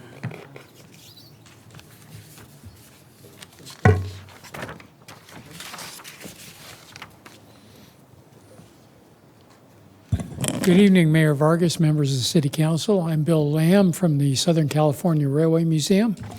We are entering our busy time of year. On September 21st, we will be having our annual Perris Appreciation Day. There is one change. At the last meeting, I indicated that we would be having Daniel Tiger this year. However, PBS has indicated that Daniel Tiger costumes are oversubscribed. So we will not be having Daniel Tiger. We're looking at alternatives ranging from Cat in the Hat to Clifford the Big Red Dog. But since my sons are in their 30s, I no longer have any expertise in this field. So we're going to have to look and see what we're going to get. Spider-Man might be a good one. Then in October, the 12th, 13th, 19th, 20th, 26th, 27th, we're going to have our annual Pumpkin Patch Express. This year we'll also be having a Ferris wheel, food vendors, a bounce house. And then as a different item, on Fridays and Saturday nights for teenagers, we will be having a terror house. And we will see how that goes. Very nice. Is that on the flyer? Does it say that on the flyer? No, it's not. And I'm trying to figure out where it is. I have not seen any flyers on that. So you're calling it Terror Night?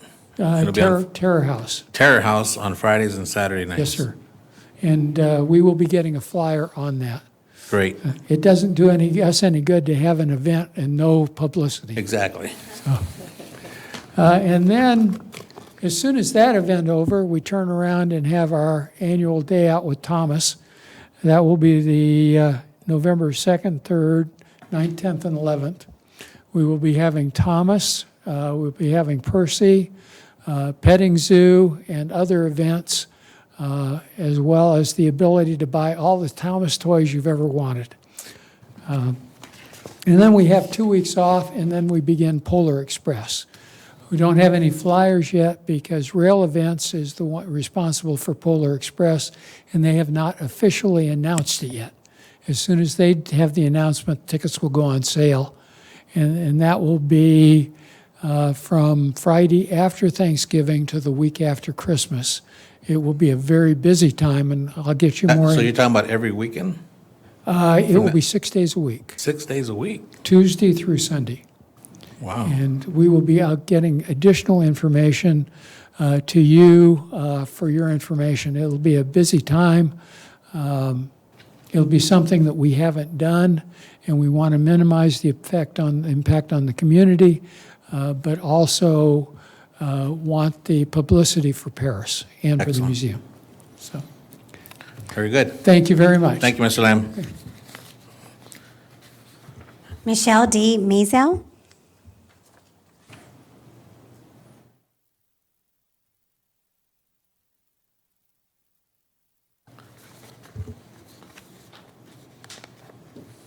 Good evening, Honorable Mayor, City Council members, and City staff.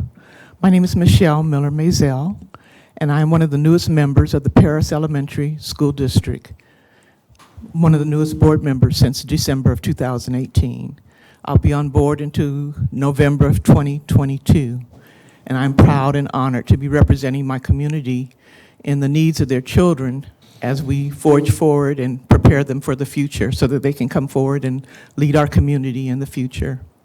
My family has been here since 1976. Our mother, Mrs. Drusilla Brown, was a career tech at the Perris High School during the 1980s, and so my family has been involved in education for many, many years.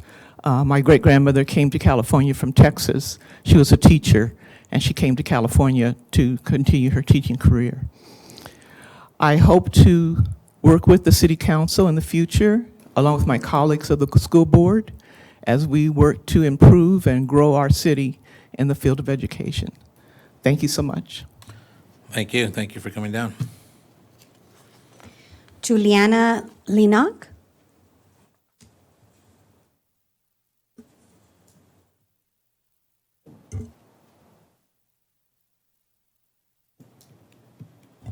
She's taller than I am. Good evening, Honorable Mayor and the City Council. My name is Juliana Lennock. I'm a veterinarian with United States Department of Agriculture. And I'm here tonight representing both the California Department of Food and Agriculture and the USDA to give you an update on the Newcastle disease outbreak that's been going on that your community has certainly been affected by. I'm from Colorado, but I'm here as the Public Information Officer for the USDA, serving on the incident. We're based right up the road in Riverside, but have been working throughout the quarantine area. And the reason for my visit tonight is to let you know that the regional quarantine, inclusive of the city of Perris, is still in effect. We have increased presence in your area due to surveillance testing, working to get the quarantine released. We understand the impact that has occurred in this community, specifically City of Perris, a couple of other areas in Compton, El Monte, and Miraloma. So we've been working pretty extensively. The outbreak began in May of 2018, so we're longer than a year working on disease response. We expect to have a higher presence in the area in the upcoming 6 to 8 weeks, working to get numbers, surveillance testing numbers, to prove to the state veterinarian that the area is free of disease, or if we can detect any further disease and work to eradicate that, working to get the regional quarantine lifted from the area in the upcoming months. I don't have a prediction for time yet, but I wanted to inform you of our increased presence. I also wanted to acknowledge the impact that it's had on your citizens, feed stores, associated businesses, acknowledge the cooperation, and it really implore the citizens to continue to cooperate with the testing, the no movement of poultry and poultry species, and let you know that we are here working, available to you if anyone needs to reach out to us and really work to try to get your community back to normal. We greatly appreciate it. We understand the impact, and I'm happy to answer any questions. I just want to make sure you're working with our code enforcement. Absolutely. And of course, respect to those officers. We were in Riverside last night when the incident occurred with California Highway Patrol, who is with us on a constant basis. And the city law enforcement works with us if we have any warrant or law enforcement referrals. So both city and California Highway Patrol have been a great asset to us. And I do want to acknowledge the significant losses that we had last night. Thank you. When I meant code enforcement, the city's own code enforcement. Yes, yes, indeed. You know Robert Trejo, our Yes. supervisor? Okay, Yep. excellent. Council, did anybody else have any questions on this issue? Thank you very much for coming down. Thank you for your time. That is all. Anybody at this time wishing to speak on any matter, come on up. State your name, please. Social security number. Good evening. Good evening. Credit card number expires right now. Good evening. My name is Joshua Nagar. I'm a business owner with an office downtown in the Southern Hotel, also a director of the Chamber of Commerce. I came here tonight. A lot of the business owners have been meeting downtown, and we feel the level of vagrancy and lawlessness has gotten to a point where it's out of control. I've gotten to go to a few of the homeless meetings, and I understand homeless and vagrancy are not the same things. And I really felt like the folks at that meeting were doing all that they could. I think we need to begin this dialogue with some honesty and stop mixing the two issues. I think people who are vagrants may be engaged in petty theft or drug use or whatever the case may be, and our experience of them really has nothing to do with whether or not they slept in a bed last night. I know I've called the police several times, and they've talked to me and said, well, what do you want us to do? Homelessness is not a crime. And I had to tell the deputy, I did not call you because this person is homeless. They're cooking crack on my car and injecting it into them. That's why I called you. But after I went to this meeting last week or the week before, it could have been longer than that, we've had significant incidents every day.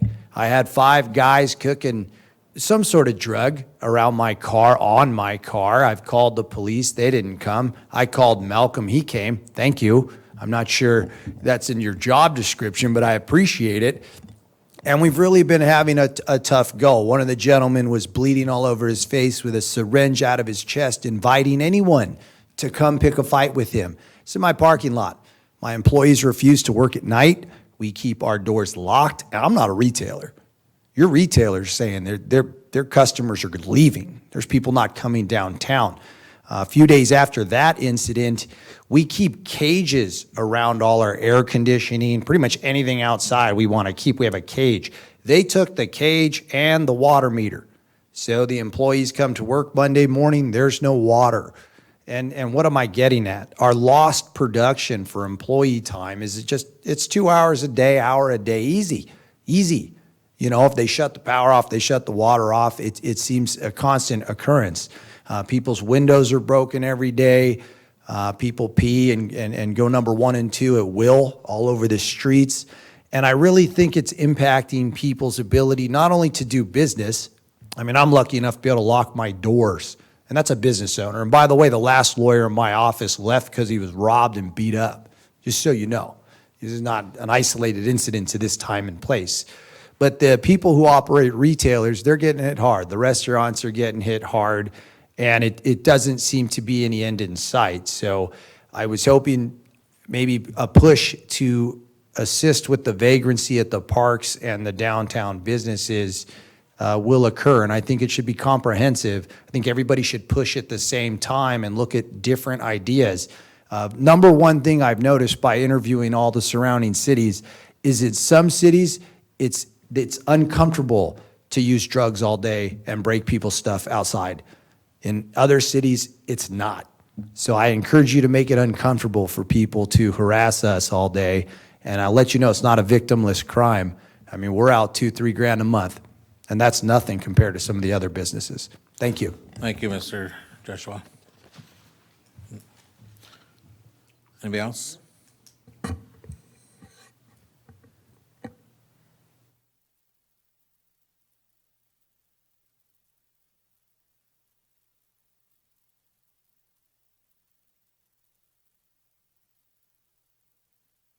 Good evening, Mayor and City Council. I'm Jerry Mullins. I'm the owner of Creative Printing downtown. I've been downtown 28 years. When I started, there was nobody downtown, so I've been there a long time. I'm representing several businesses tonight. I don't know how to tell you what's going on down there, really. I'm tired of the battle. My battles consist of coming in the morning. People are drinking behind my building. They're using the bathroom constantly. I call the cops constantly. You know, I feel sorry. I mean, I don't like calling them, you know, but it's a constant thing down there. We are in a battle. I've been assaulted in my business. My customers, the ladies that come to my business, I have seen the panhandlers down there asking for money, and they come in. I said, did they ask you for money? Yes, they did. And I'm scared. And that's just happened recently. And I hear it every week, you know, the ladies that come down are scared to come down in our area. These guys, I've been in their faces. We've had altercations. They stand right outside of my business. by the way, they're not afraid of the police. They have no fear of the police. And it's really getting bad down there. It's been going on for a while now. The businesses are starting to organize. We're going to get together with the city, and I'm probably going to be a representative. It looks like they're throwing me into it. But we need the help. We need some help. I mean, I can't even tell you how bad the problem is. Day in, day out, day in, day out. And it's a battlefield now, you know, and it's just getting worse. And the businesses we're just kind of like at the wall now, you know, so we're just asking for some help. Like I said, I can't explain to you how bad it is. I think we're going to have to do some city codes to make it hard on them. You go to Jack in the Box, to the drive-through there, they're right in your face right there, you know, you roll the window up and hey, it's all over downtown. I mean, the shopping centers, I don't know where you guys are and how much downtown you're coming, but you need to go down and start coming into our businesses and start looking at what's going on down there, you know, because it is bad. I mean, it really is. That's about all I got to say. You'll be seeing more of us. The businesses are starting to organize, and we want to work with the city council, we want to work with the police department, and we want to try to get a solution to this. Any questions? That's about all I got to say right now. Thank you, sir, very much for coming down and bringing those to our attention. All right. Anybody else? Okay, seeing no more, we'll move on to item 12, council communication. We'll start with Councilman Rabb. Yes, thank you, Mayor Vargas. Had the opportunity the past Thursday to attend the Copper Creek Park Community Engagement event with Councilman Corona. It was a well-attended event. About 100 people from throughout the community came and expressed their desires to renovate Copper Creek Park. Just one thing I wanted to direct the park commissioner, just let them inform them. I think it's important moving forward that we include tree coverage, particularly along Citrus Avenue, and moving and renovating the park along with a pedestrian bridge in that area. Speaking of trees, if the city can contact the owner of the cement plant on the corner of 2nd and Perris Boulevard, there's an area, when we widened the street in 2017, we moved the sidewalk back about 10 feet. Many of the trees along that area, at least 3 to 4 trees have died. I'm not sure if that's in our public works area or the owner of the concrete company's area, but if we can work on assessing whether or not those trees are actually dead, and if so, removing them and replacing them with new trees, it'd be much appreciated. Had the opportunity to attend the Compton Clergy Prayer Night with the rest of the council. Just want to thank Councilwoman Rogers for organizing that event and all the pastors that showed up on that night. I'd like to also thank the speakers who came today to discuss different things happening around the city. Ms. Manzel, I've had the opportunity to discuss what's happening at the Perris Elementary School District, and she represents my area on the board. I'd like to also thank the business owners who came in to discuss their problems with vagrants in the D Street community. If we can move forward with meeting with them and potentially having a representative from Assemblyman Medina's office and Senator Ross' office.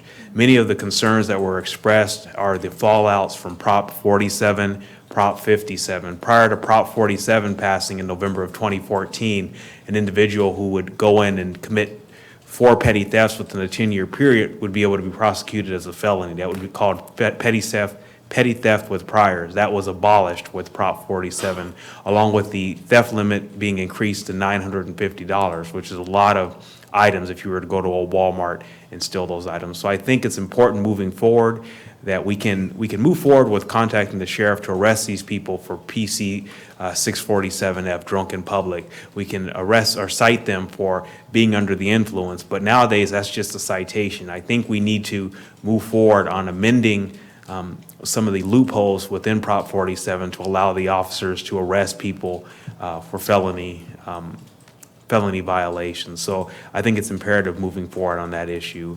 Otherwise, I'd like to ask that we close the meeting in honor of our former police chief, Mike Judge, who passed away earlier this month of cancer, and the CHP officer who died yesterday, CHP officer Andre Moye, who was killed over on Eucalyptus when he was towing a convicted criminal's car over in that area. So I know law enforcement goes through a lot of stresses, and I think it's important that we communicate how much we appreciate their work out in the field. So I'd ask that we close the meeting in the honor of Captain Judge and CHP officer. I believe his name is spelled Moye, M-O-Y-E. Thank you. Councilman Corona, keep it short. So I did speak at length at the last council meeting, so I'm not going to go into too much detail, but you could go and to the comments on at the last council meeting with regards to the vagrancy issue, right? Because as Mr. Nagar stated, is not so much of a homeless issue. We've given them several opportunities to find housing. If you are offering a person housing and they continuously refuse, it stops becoming a homeless issue and just becomes a vagrancy issue. So I have seen our downtown area. They are in drastic need of help. They're pretty much fending for themselves out there. If we could find some kind of security measures, I know we just approved cameras, but for license plates. But it's important that we may look into cameras into downtown. I mean, we spent millions and millions of taxpayer dollars trying to improve the downtown area. It looks good, except for those incidents that we have. And I believe it's solvable. A lot of people are dealing with the same issues. Some of these bigger cities that they're just throwing money, and they're just seeing more problems. So I do want to encourage anybody. Our next it's called a homeless subcommittee, but hopefully we could kind of change it a little bit to homeless and vagrancy subcommittee. But it's going to be on August 28th. So that's coming up soon. So I encourage anybody and everybody that's concerned to please bring your input. The time of that is going to be at, I believe, 6 o'clock. What do you know? Let's say 6 o'clock. We're going to say 6 o'clock. We're putting out, I'm going to show up at 6 o'clock. Okay. So with that, I wasn't anticipating to talk about that, so I'm going to go quick. As Councilman Rabb stated, I want to tell him, I want to thank our staff for doing a great job. Thank our residents for showing up. It's important that we do get your input into our parks and our community. I want to direct our staff that we continue these programs. Maybe on a bi-monthly way, just going to different parks, kind of interacting with the residents. It's a great way to go to the residents instead of waiting for them to come to us. Movies in the park, same thing. Great job. You guys did a great job. That was at Monument Ranch Park. The residents said they liked it a lot. I also attended the National Night Out. Our sheriffs and our fire, they did a wonderful job interacting with our residents, allowing more outreach and letting our residents know that our sheriffs and our fire and our residents are one team. We should be all on the same team to solve those issues in our community. I also attended, along with all the council members and the mayor, the night of prayer for cops and clergy. It was a great event. A lot of praying for our city and for our country and for the state of California, our children, our schools also, and just great things. So just keep on praying for Perris and for everybody else, and please pray for the family, as Councilman Rabb stated, for CHP officer Andre Moye and his family, and to the other officers that were involved in it as well too, and their family members and all those that were affected by yesterday's tragedy. Also, please pray for the victims of Gilroy and Dayton, Ohio, and for the victims of the terrorist attacks in El Paso. And I definitely want to close this meeting in honor of Captain Judge, in honor of Officer Moye, and in honor of those the massacres that happened in Gilroy, Ohio, and El Paso. And I would also like to direct our staff to please create a resolution for our city that we once again renew our promise to celebrate diversity, and that we embrace multiculturalism in our city, and that we are a community that welcomes immigrants of all backgrounds, and that we fully and unapologetically denounce all forms of white supremacy in our nation and everywhere else. And last thing, if we could publicize all subcommittees to make them public for subcommittees like homeless and parks and rec and stuff like that. Thank you. That's all for me. Councilwoman Rogers, excuse me. Thank you. I'd like to thank all of the local pastors that, and our police chief that was there last night for the 5th annual Cops and Clergy Annual Night of Prayer. I want to thank all of my colleagues that were there, Assistant City Manager Clara Miramontes, Dr. Grace Williams, and a special shout out to Arsenio Ramirez that worked very diligently with me as far as the layout, the setup, and make sure everything was set up to perfect capabilities for our wonderful praise and worship people that came out. If never before, we certainly realized that as we were praying last night, and particularly as we prayed for law enforcement, our officers were under attack just a few miles down the road, which was definitely very, very sad to hear after the event. But it just shows you how much prayer is actually needed. And we lifted up so many different things last night. It's wonderful to be able to work with so many pastors that when we meet monthly, come up and pray for the community, but particularly to open it up to the public one night a year so that we can welcome all of the residents that have special needs and special prayer requests. So I want to thank all of those that participated in that event. I'm also concerned about the information we just received about D Street.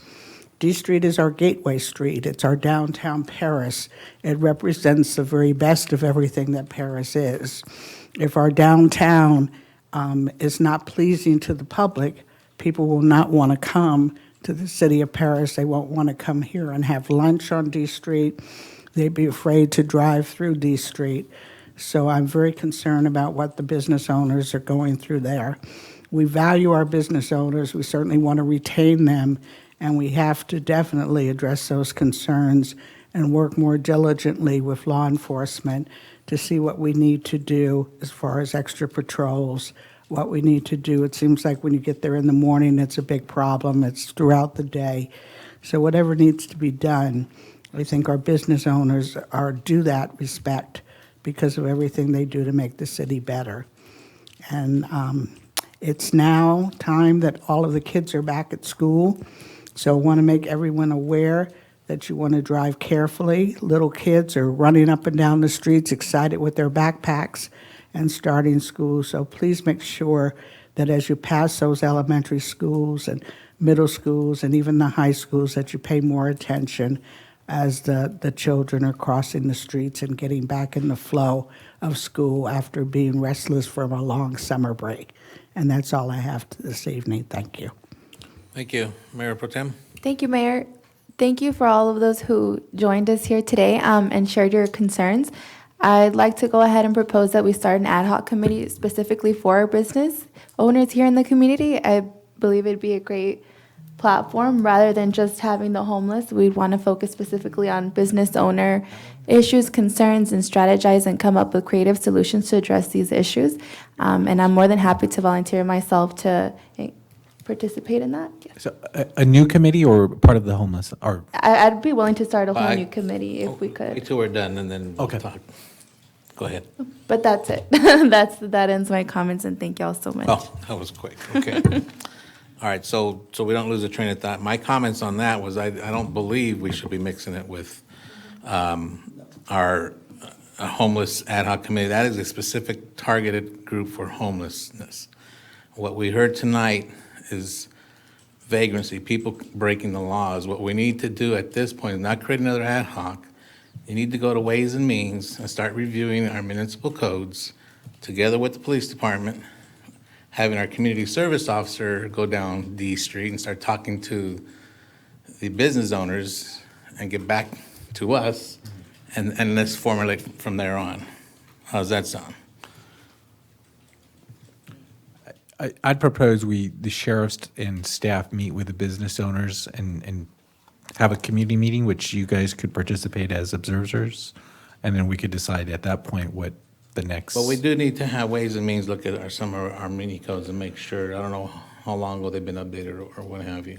And I think they do that on a continuous basis, but that's going to take some time. I think meeting with the business owners, we could do That's it fine. simultaneously. But if maybe we, and get in contact with the police department for specific codes that they may be aware of, that we can maybe target it, so they don't have to look through this entire book of what to hit on, but I think that'd be our best approach first.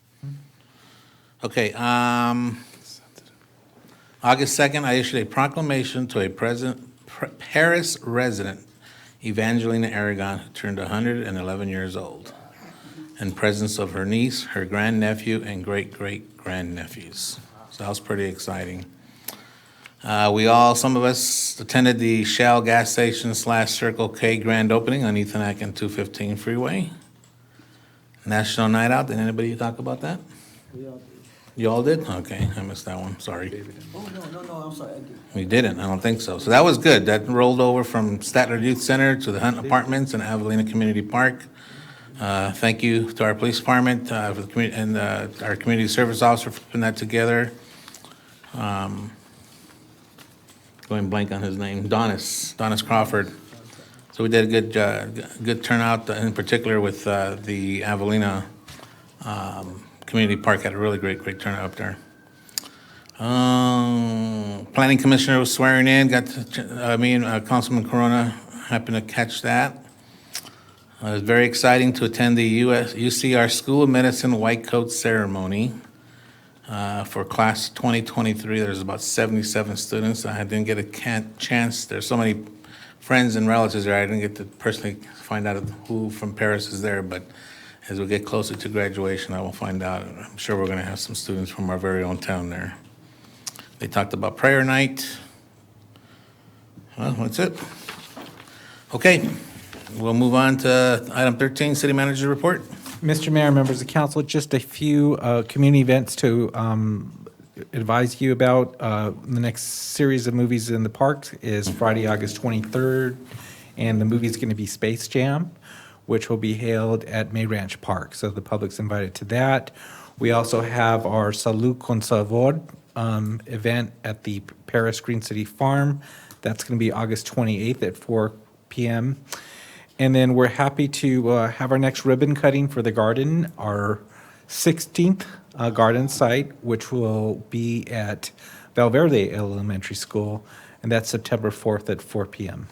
And that concludes my city manager report. Thank you, Mr. Mayor, members of council. Thank you, Mr. City Manager. Okay, that takes us to item 14, our adjournment. We will be adjourning this evening in memory of Mr. Domingo Carlos. He is the father of our Assistant City Manager, Isabel Carlos, who passed away yesterday. In honor of our former police chief, Captain Mike Judge. In honor of CHP Officer Andre Mourier, who lost his life in a horrific gun battle yesterday, paying the ultimate sacrifice in protecting us.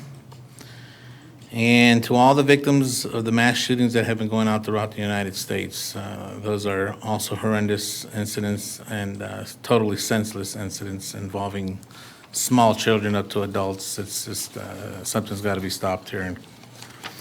Okay. We are adjourned. Thank you, everybody, for coming out.